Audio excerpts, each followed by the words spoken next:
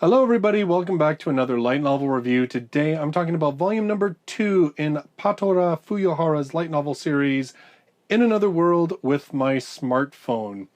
Now this one of course is the continuing journeys of our main character Toya, who has been pretty much granted incredible magical abilities by a very apologetic god who, well, accidentally allowed Toya to die in his previous world.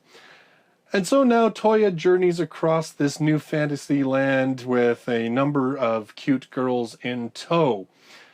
Now this one continues very much the format and tone of volume number 1. The story is told in first person.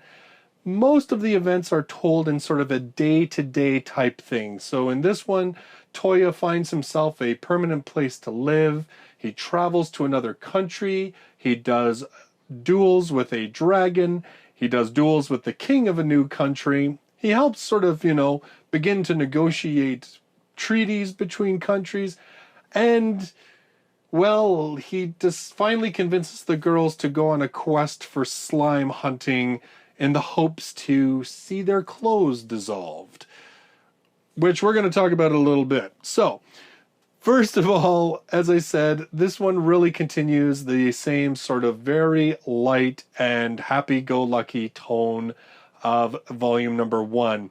If you're looking for gritty, if you're looking for dark, this is most definitely not the place to be. We have an increasing size of the harem. In this one, Toya meets the sort of elder of the fairy folk, and of course she's even though she's 6 centuries old, she looks like a young goth Lolita girl. So we meet her. She, of course, becomes more of a character, and she has an animated little cute teddy bear. I don't see any merchandising futures for that teddy bear ahead at all. In any case, again, this is not a very hard-edged story. Now, we do, in this volume, though, have sort of the beginnings of a larger story arc starting to be introduced. So, in this case, if you recall, in volume number 1, one of the sort of stories was Toya and his group. They encountered this crystalline-type monster that was very difficult to kill. Well, in this second volume, the leader, the elder of the fairies, she comes to visit Toya, and after they had met previously, and says that they themselves in their own country have discovered one of these crystal creatures as well. But in their case, instead of coming out of a tomb, like being found in an old sort of tomb that was buried, instead it seemed to come out of almost thin air. There was a crack, if you will. If you've watched Doctor Who, that's the only thing I can think of was that whole sort of season about cracks and things. But in any case, it seemed to come out of a crack that appeared in thin air and, of course, massacred a whole lot of people before they were able to finally defeat it. And so there is sort of this beginning storyline of what are these things, and are they sort of attacking from random places now? There is, of course, discussion of the fact that these things seem to have been a scourge of the world many, many, many centuries before this story began. So there are some hints that we're going to get into a slightly more continuing storyline, whereas, like I said, for the most part, the book seems to be structured over sort of little, quests that they do day to day. Now, In Another World with My Smartphone, it is a very relaxed book. It's a quick read. It's an easy read. When you come out of reading like something like a very heavy volume, a big volume like Danmachi Volume 8 that I did just before this, it was amazing just how fast it was just to kind of like fluff through this book. It really is meant to be just a fun little series. In fact, I saw on Twitter somebody said that In Another World with My Smartphone is sort of like the anti-Konosuba, because Konosuba are a bunch of individuals that are very crass and sarcastic and not really nice to each other, having these adventures that are pretty much caused by their own ineptitude, whereas Smartphone is pretty much the exact opposite. It's a whole bunch of very friendly, go-lucky individuals who get along very well with each other, who are doing nothing but good for the world as they travel along, which I thought was kind of a funny analogy, and yet it's really apropos when you're reading the series. Now, really, the only, I think, point of contention with this volume for me was the last story, in which, like I said earlier, Toya pretty much pushes the girls into a quest where he knows that slimes are going to be involved. And if you recall from Volume 1, green slimes, we discover, have a taste for clothing. And really, okay, now, reading is a subjective thing. As much as I can say I like this or I don't like that, as much as I can say my opinion of something is this, others will have different opinions. So I always consider that when I'm reviewing things on this channel and when I'm having discussions with all of you about these books. In my opinion, when I read this final sort of, little chapter, this final story, it really felt like Toya's character was different. Toya, for the most part, when you read through these books, I mean, yeah, he is a hetero male, okay? He understands that there are cute girls. Every now and then he starts wandering to a territory of impure thoughts, but he usually stops himself, and he usually shows consideration for the girls that he travels with. He doesn't want them to be upset.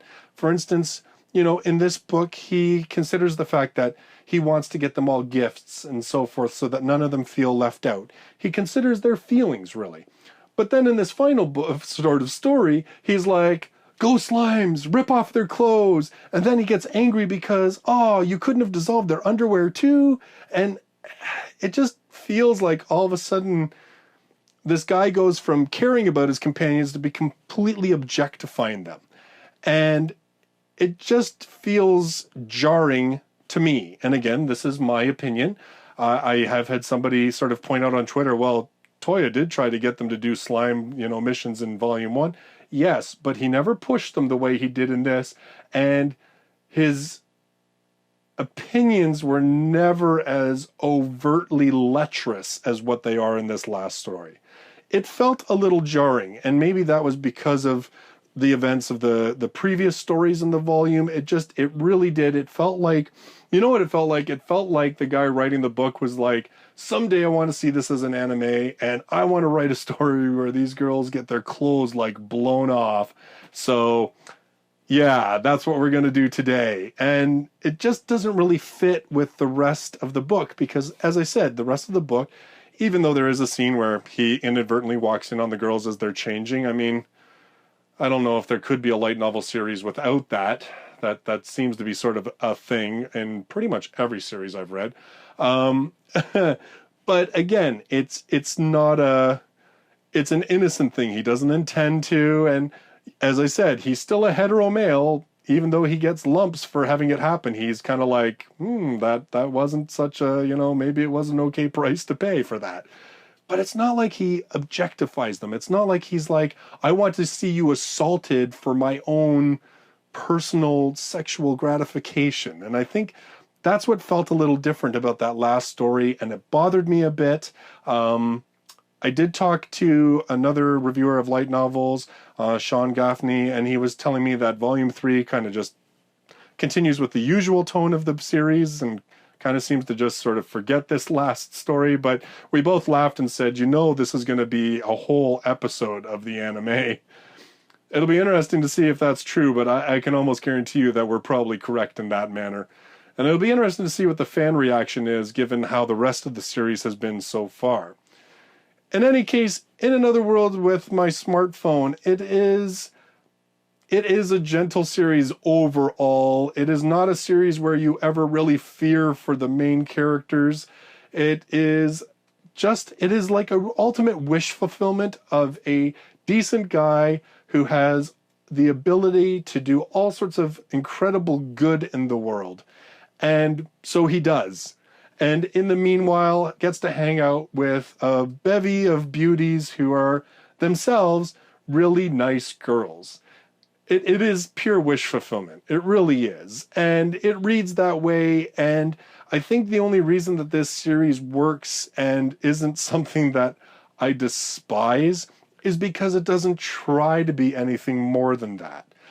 In fact, I think maybe that's why I didn't like that last story, because it was actually trying to be more of that ecchi type story, whereas that's really not what the series has been for the majority of the first two volumes. The first two volumes really aren't that. They are, we know what we are. We know that we've got a vanilla, very nice main character who's pretty thoughtful and, just kind of wants to explore and have fun in this world, but is totally open to doing the right thing and helping people out along the way. Because the book doesn't reach and doesn't try to do anything other than that, it works. And it works, I guess, too, because with so many sort of darker type light novels out there, it feels very different to read this book in comparison to, say, Arifureta, which I'm just starting now, and wow, talk about night and day. Overlord, Goblin Slayer. It is so different, even though it really is doing a lot of the same stuff. So again, this is going to be one of those series that you'll either enjoy or you will despise. I don't think there's a lot of middle ground for this one, but definitely if you are looking for a harem with lots of fan service and even maybe some sex to it, you are going to be disappointed. If you're looking for a hard fantasy type story where there's lots of violence and really intense action scenes, again, you will probably be disappointed. It's not to say that there's no action in this series, but I don't ever feel that it's written to be as hard and intense as, say, again, like a Goblin Slayer or Overlord or even Arifureta. So this is one to relax with. It really is. And it continues to be that way in volume number 2. And if that's not what you're looking for, then yeah, you're going to hate this one. But if you're open to that kind of stuff, or hey, if you've started to watch some of the anime and you're liking it, then this is very much a series for you.